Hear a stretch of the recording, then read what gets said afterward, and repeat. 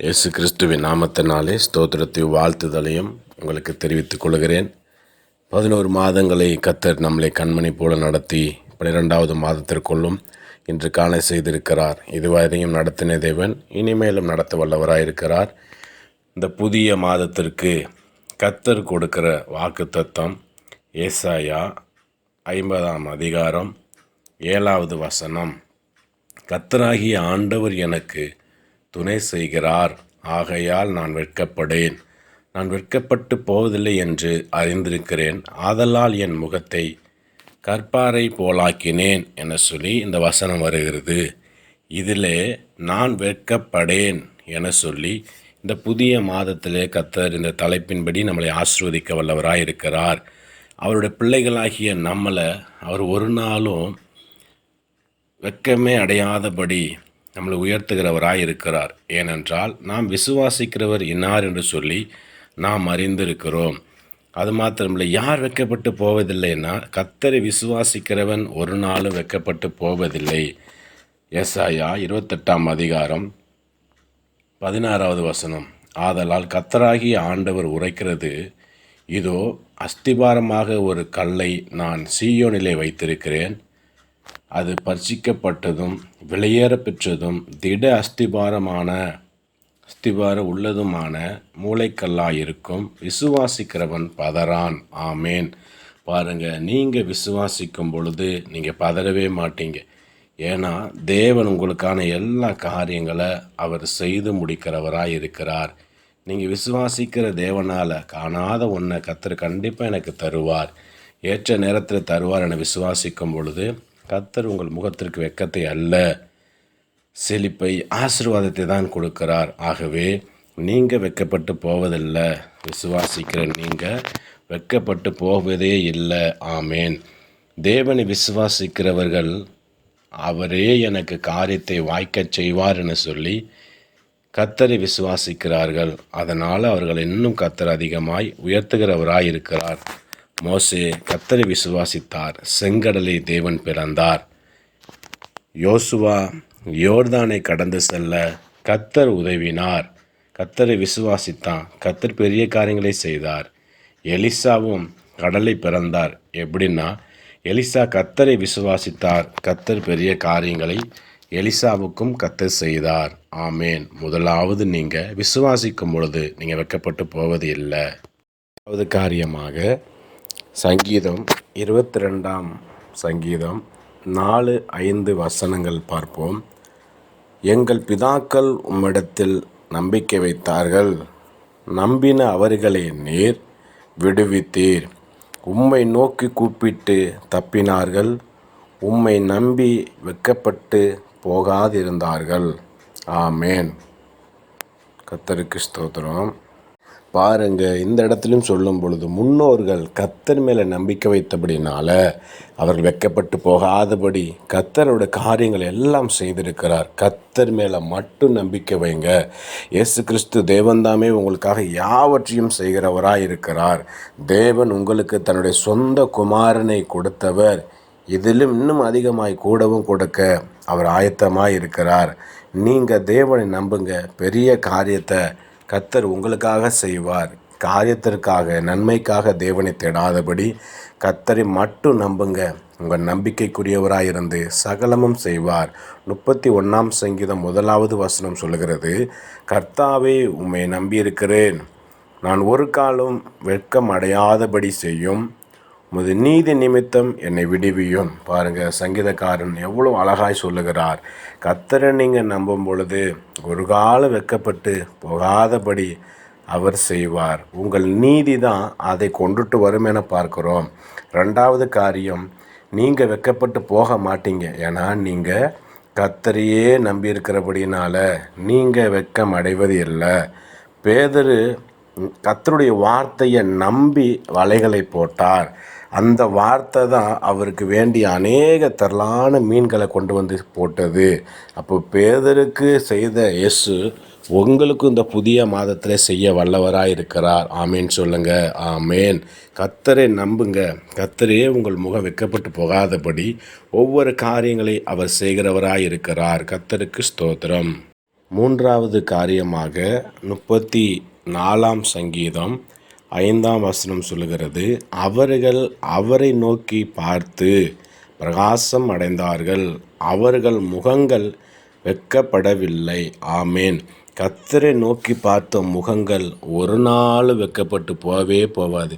ஏன்னா அவருடைய முகத்தில் காயங்களை நமக்காக, வேதனைகளை நமக்காக அவர் சுமந்தார். அதனால தான் கர்த்தர் சொல்கிறாரு, என் நாமத்தினாலே நீ எவைகளை கேட்டாலும் நான் அதை உங்களுக்கு கொடுப்பேன், செய்வேன் என சொல்லுகிறார்.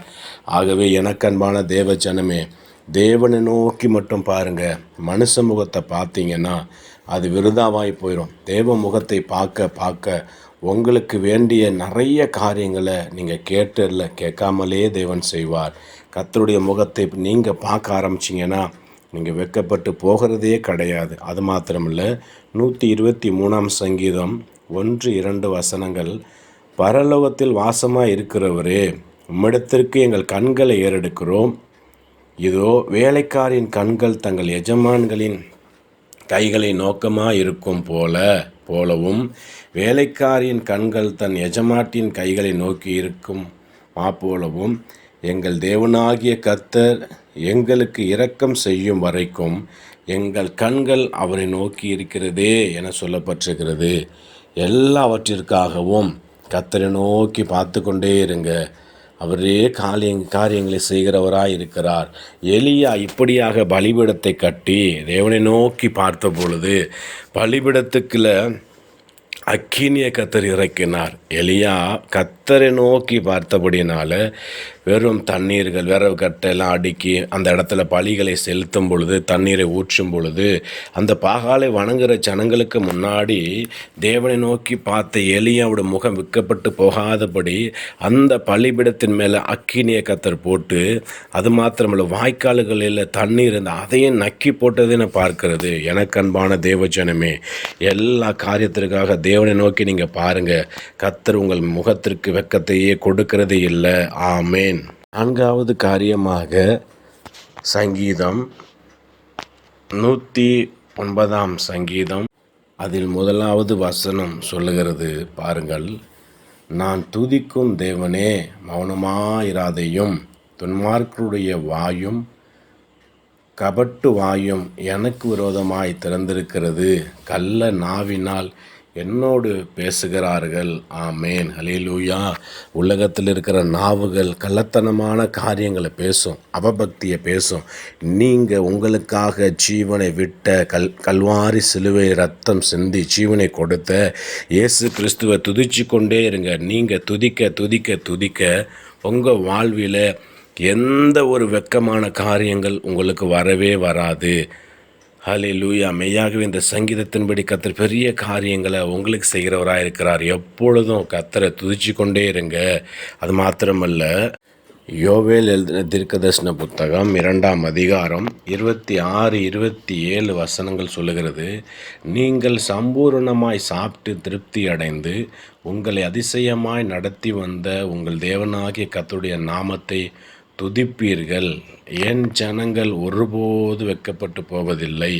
நான் இஸ்ரவேலின் நடுவிலே இருக்கிறவர் என்று நானே உங்கள் தேவனாகிய கர்த்தர், வேறொருவர் இல்லை என்றும் அறிந்து கொள்வீர்கள். என் ஜனங்கள் ஒருபோது வெட்கப்பட்டு போவதில்லை என சொல்லி கர்த்தர் உங்களுக்கு வாக்கு பண்ணுகிறார். கர்த்தராகிய தேவனை நீங்கள் துதிக்க ஆரம்பிங்க. கர்த்தர் உங்களுக்கு இன்னும் பெரிய காரியங்களை அவர் செய்கிறவராய் இருக்கிறார். துதிக்க துதிக்க துதிக்க சாபங்கள் நீங்கும், கட்டுகள் அறுக்கப்படும். உங்களுக்கு விரோதமாய் குற்றம் சாட்ட நினைக்கிற, போராட நினைக்கிற சாத்தானும் அவருடைய கிரியைகளும் முற்றிலுமாய் அழிக்கப்படும். தேவ பிரசன்னந்தான் உங்களை இன்னும் அதிகமாக நடத்துகிறதா இருக்கிறது.